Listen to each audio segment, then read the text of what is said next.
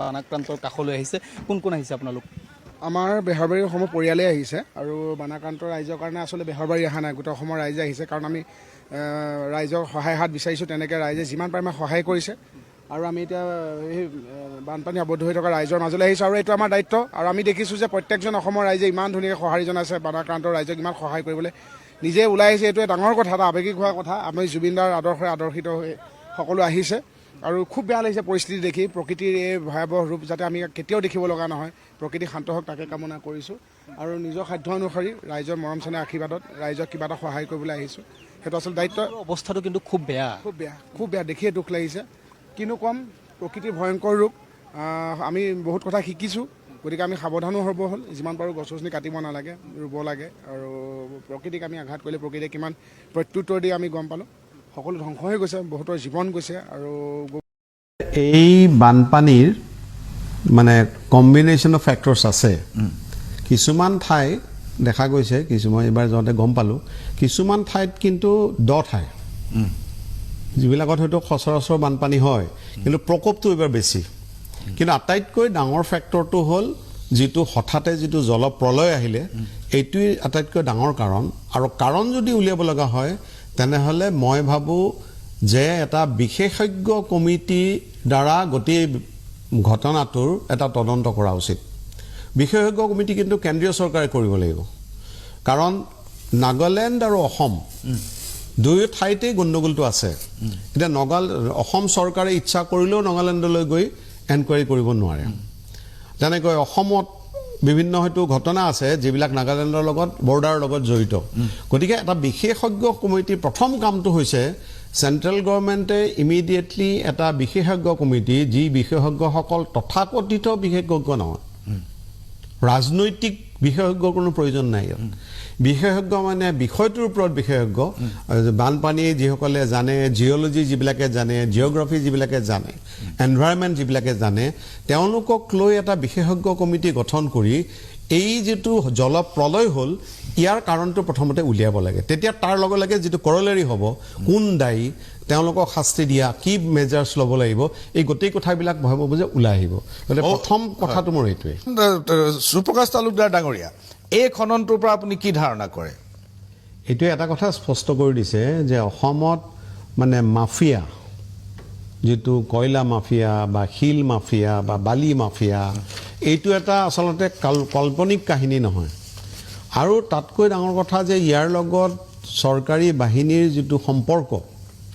আপোনাৰ ভিডিঅ'টোৰ পৰাই মানে অন্ততঃ এটা কথা ওলাইছে যে চৰকাৰী ছিকিউৰিটি ফ'ৰ্চ তেওঁলোকৰ স্পটত আছে গতিকে এইটো এটা ডাঙৰ মানে ঘটনা যিটোক লৈ পেলাই চৰকাৰখনে যদি কোনো যি চৰকাৰে নাহক যদি কোনো পদক্ষেপ নলয় তেনেহ'লেতো তেওঁলোকে গোটেই অসমেই চেছ কৰিব গতিকে মাফিয়াৰ যিটো কথা ওলাই আছিল বহু দিনৰ পৰা চৰকাৰে বাৰে বাৰে অস্বীকাৰ কৰি আহিছে এতিয়াতো সাধাৰণ মানুহে মুখ খুলিছে যিটো ডিজাষ্টাৰ হৈ গ'ল ইয়াৰ পাছত কিন্তু সাধাৰণ মানুহে আজি যিবিলাকৰ সম্পৰ্কে কেতিয়াও মুখ খোলা নাছিল তেওঁলোকে মুখ খুলিবলৈ আৰম্ভ কৰিছে গতিকে ইট ইজ হাই টাইম যে অসমত এই মাফিয়াগিৰিটো বন্ধ কৰিব লাগিব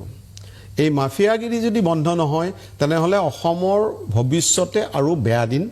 আহি আছে তালুকদাৰ ডাঙৰীয়া আপুনি কি কয় নাই এইটোতো আপুনি যিটো বাক্য ক'লে এইটোৰ লগত মই সম্পূৰ্ণ একমত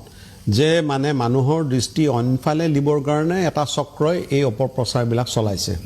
কাৰণ অসমৰ মানুহৰ লগত নাগালেণ্ডৰ মানুহৰ সম্পৰ্ক আজিৰ নহয় মন জিলাত বহুত অসমৰ বিশেষকৈ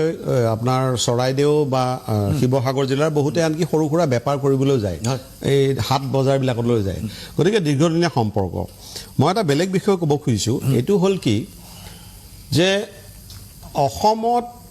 অসমৰ মাজেৰে যিবিলাক নৈ বৈ গৈছে আটাইবিলাক নৈ কিন্তু বৈ আহিছে পাহাৰৰ পৰা গতিকে অসমৰ সমস্যাটো এটা চিম্পুল এটা কাৰণতে ৰাষ্ট্ৰীয় সমস্যা যে এই ৰাজ্যবিলাকৰ লগত যদি এটা বুজা পৰা নহয় তাৰ যদি সমাধানৰ চেষ্টা কৰা নহয় অসমৰ বানপানী কেতিয়াও সমাধান কৰিব পৰা নাযায় এটা কাৰণতে এই ৰাষ্ট্ৰীয় সমস্যা হ'ব পাৰে বাকী মই অন্য কাৰণ বাদ দিলোঁ এতিয়া কথা হ'ল এই নদীবিলাকৰ ওপৰত যিটো হস্তক্ষেপ যিটো মানুহৰ ইণ্টাৰভেনশ্যন বুলি কোৱা হৈছে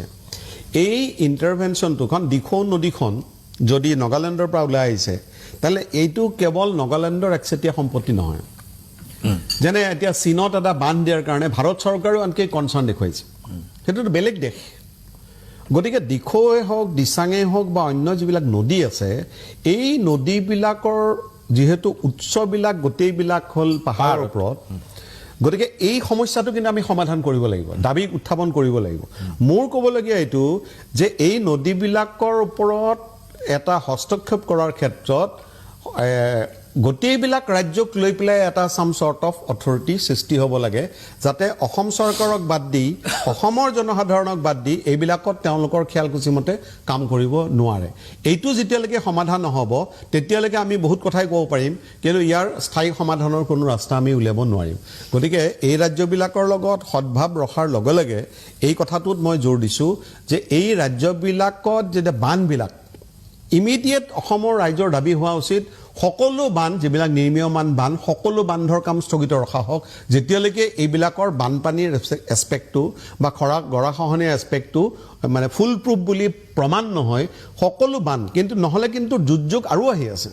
বানপানী ডাঙৰ বানপানী হওক নহওক একেলগে যেতিয়া তেখেতে ক'লে দিবাং বান্ধি আছে ইফালে সোৱণশিৰি কমিশ্যন হ'ল ইফালে দৈয়াঙে কেনেকৈ আমাক সন্ত্ৰাস সৃষ্টি কৰি আছে নাগালেণ্ড আমাৰ গোলাঘাট নগাঁও পৰ্যন্ত আহে সেই পানী এইবিলাকতো আছে কম্বাইন হ'ব বাৰিষা যেতিয়াই পানী বাঢ়িব গোটেইবিলাকেতো একে সময়তে পানী এৰিব গতিকে এইখনত আপোনাৰ এই বান্ধবিলাকৰ কাম যিবিলাক নিৰ্মীয়মান অন্তত আটাইবিলাক বান্ধৰ কাম স্থগিত ৰখা অসমৰ ৰাইজে একেলগে দাবী কৰা উচিত দ্বিতীয় দাবীটো হ'ল যে নদীবিলাকৰ ওপৰত হস্তক্ষেপ ক্ষেত্ৰত অসম চৰকাৰৰ চে থাকিব লাগে অসমৰ জনসাধাৰণৰ চে থাকিব লাগে এইটো আমি এষ্টাব্লিছ কৰিব লাগে এই নামনি সোৱণশিৰি ডেমৰ ওপৰৰ পৰা লোৱা ছবি আৰু ডেমটোৰ ইটো পাৰে পানী গৈ আছে কিন্তু এইটো পাৰে একেবাৰে তাত মাটি আৰু কাঠৰ কুণ্ডাৰে ভৰি পৰিছে আৰু এজন বিশেষজ্ঞই মোক জনাইছে যে কেইবা কিলোমিটাৰো এনেকৈ কাঠৰ কুণ্ডা আছে য'ত আপুনি অনায়াসে খোজকাঢ়ি যাব পাৰে তালুকদাৰ ডাঙৰীয়া এইটোৱেতো প্ৰমাণ কৰিছে যে আমি কি ভয়ানক ভৱিষ্যতৰ আচলতে মুখামুখি হ'বলৈ গৈ আছোঁ কাৰণ এই নদী বান্ধটোৰ ওপৰত ইয়াৰ যিটো প্ৰেছাৰ থাকিব যদিও আমি ৰান আপ দ্য ৰিভাৰ বুলি কওঁ আচলতে কোনো এটা বান্ধে সঠিক অৰ্থত ৰান আপ দ্য ৰিভাৰ নহয় কাৰণ এই ৰিজাৰ্ভাৰ বনায় গতিকে ৰিজাৰ্ভাৰ যিহেতু বনায় গতিকে ৰিজাৰ্ভাৰটোৰ ওপৰত অন্য দিশবিলাক মই বাদ দিলোঁ অন্য বহুত কথা বিশেষজ্ঞ সমিতিয়ে কৈছিলে মই এইবিলাকলৈ যোৱা নাই কিন্তু এই যে যিটো ইয়াত দেখা গৈছে এই কাঠৰ কুণ্ডা আজি ইয়াত যেতিয়া বানপানী হয় তেতিয়া এই ছবিখন ওলাইছিলে আমাৰ শিৱসাগৰত যেতিয়া আমাৰ বানপানীটো হ'ল প্ৰায় একে সময়ৰ এইটো ঘটনা কাৰণ বৰষুণ তেতিয়া বাঢ়িছিলে এইটোৱে কিন্তু আমাৰ ভৱিষ্যতে এটা ভয়ানক ঘটনা কৰিবলৈ আমি ৰৈ আছোঁ নেকি এই যে ডক্টৰ অনুজ পগীয়ে আজি ক'লে যে বান নিয়ন্ত্ৰণৰ ব্যৱস্থা আছে এইটোৰ লগত বান নিয়ন্ত্ৰণৰ কোনো সম্পৰ্কই নাই এইটো হৈছে ডিভাষ্টেশ্যন যিটো অৰুণাচলত যিটো এতিয়া মুকলিকৈ চলিছে এইটোৰ ফল হৈছে এইটো গতিকে ই যিকোনো সময়তে বানটোৰ আচলতে যিটো ক্ষতি কৰিব পাৰে সাংঘাতিক ক্ষতি কৰিব পাৰে আৰু ইয়াৰ ফলত ইয়াত কিমান ষ্ট'ৰেজ আপুনি ক'লে কিমান কিলোমিটাৰ 40 কিলোমিটাৰ দীঘল আৰু 7 কিলোমিটাৰ বহল এইটো হৈছে ৰিজাৰ্ভৰ 100 মিটাৰ পানী গভীৰতা তেনেহ'লে এইটো যদি আপুনি পূৰণ কৰি যায় নহয় জানো